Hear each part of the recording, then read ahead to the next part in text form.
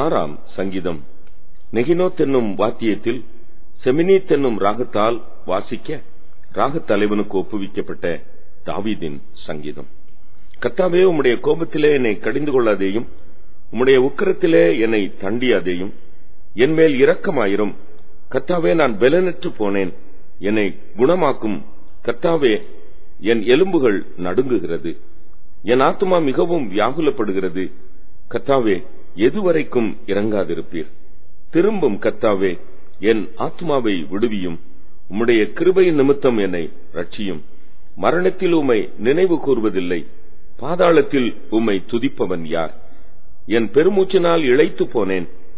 முழுவதும் என் கண்ணீரால் என் படுக்கையை மிகவும் ஈரமாக்கி என் கட்டிலை நனைக்கிறேன்.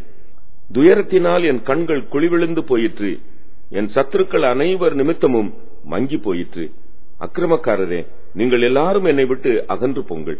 கர்த்தர் என் அழுகையின் சத்தத்தை கேட்டார், கர்த்தர் என் விண்ணப்பத்தை கேட்டார். கர்த்தர் என் ஜெபத்தை ஏற்றுக்கொள்ளுவார். என் பகைஞர் எல்லாரும் வெட்கி மிகவும் கலங்கி போவார்கள். அவர்கள் பின்னாக திரும்பி சடிதியிலே வெட்கப்படுவார்கள்.